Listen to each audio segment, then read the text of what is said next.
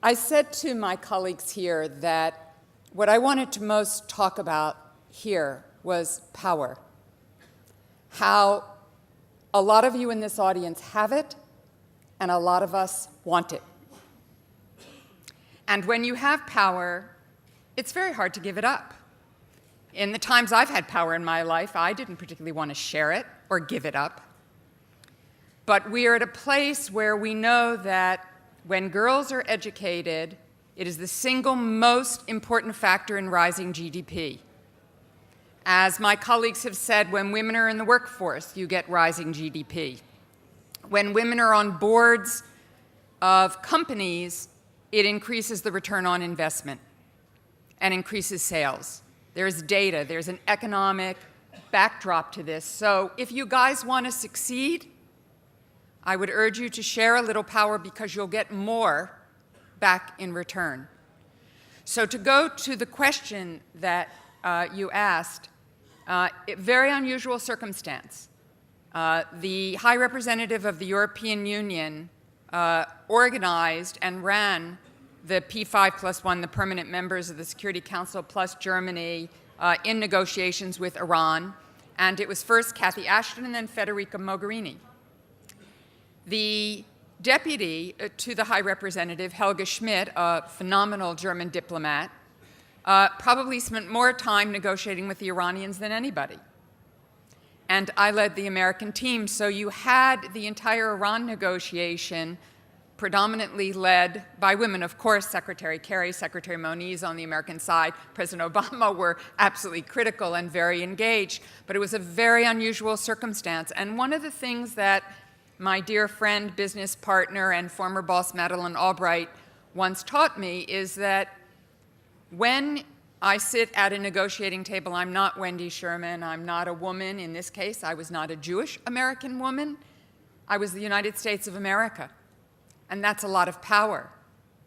And I had no qualms about using that power. And I think what we women have to understand and what we have to own is not to be afraid to use that power and to take that power. Whether we are talking about sexual violence, which is very present in my own country at the moment, it's present everywhere in the world, and certainly for poor women, there are no resources, there are no ways to deal with sexual harassment, sexual abuse, sexual misconduct.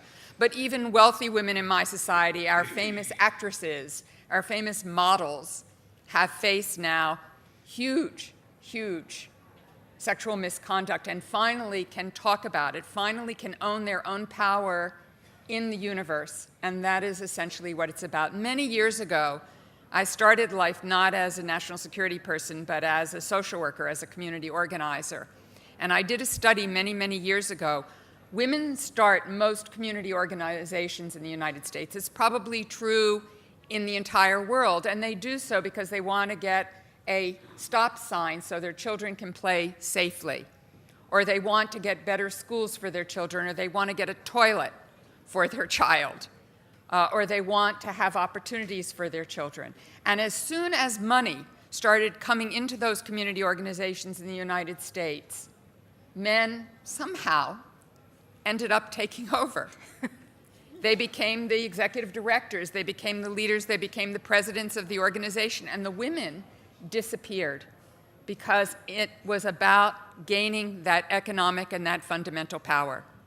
So my message to everyone in the room today is to get the best out of all of the people in our societies, to end the discrimination that exists, to end the sexual harassment, is for women to own their own power and not be afraid of it.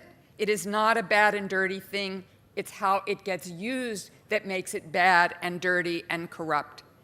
And for men to understand that you have mothers and sisters and daughters, and you want for them what you want for yourselves, which is every opportunity there might be in the world. So please do everything you can to ensure they get it.